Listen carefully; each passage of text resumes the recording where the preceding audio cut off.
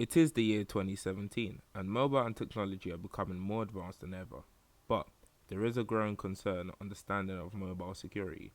Since the early 2000s, threats have been growing ever so more towards our mobile devices in several different malware forms. A few can be categorized in factors which can be considered as annoyance, money theft, invasion of privacy, propagation, malicious tools. Well, malware is increasingly being written to collect information and users who install in a variety of applications, including games and social networking apps on their mobile devices, and they can be potentially be putting their data at risk. With access to the corporate network through undamaged devices, a careless employee can inadvertently leak information simply by saving a file open from webmail or SharePoint to their local file system, which can be easily stolen by a malware application designed to access the SD card on the mobile device.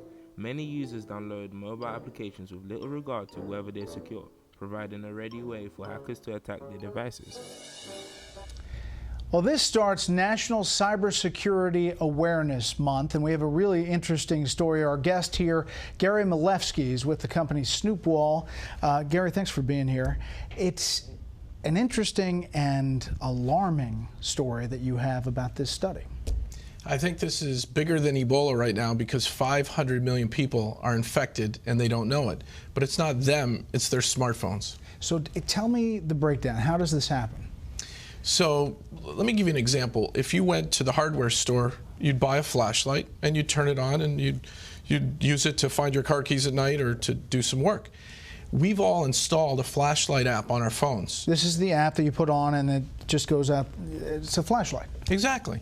And instead of being a normal flashlight, when you hit the on button, this flashlight app is kind of like a real flashlight from the hardware store, except it was made by Mr. Gadget. And it opens up and it says, Brett, can I have your name, address, credit cards, bank account information, family photos, videos, where you're located right now, and all your friends and contacts, and can I send that out over this little satellite dish attached to the flashlight?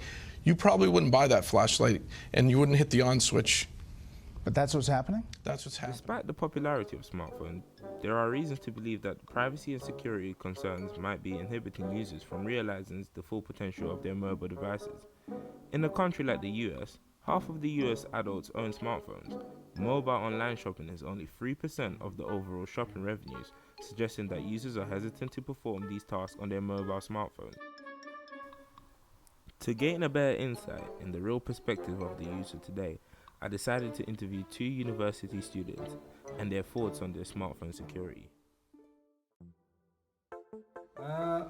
What I use to protect my phone is a password, because that stops everyone from thinking of going to my phone and stealing it. Also, I use antivirus software like AVG is a good phone software to protect people from using spyware to get into my phone. Things where Trap Me iPhone allows you to, if someone steals your phone, you can delete all your data, which is a good security feature.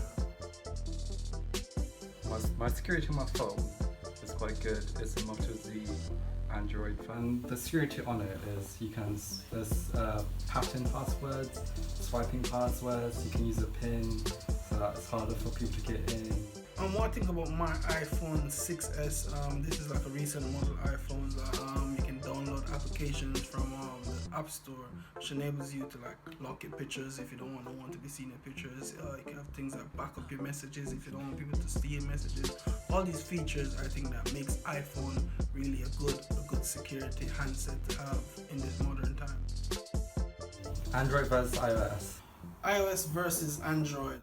Well, personally, I would say Android's quite good. It's a free developing thing, so a lot of people can give their own ideas and put it in. Against Apple, for iOS, you have to pay to put your apps on the Play Store. I think that iOS is the winner right here. Even though Android does have their fingerprint, I think iOS is more secured. With Android, you have it's basically a multi-platform device. Anyone can create something and add on to it. It enables you to easily hack this device.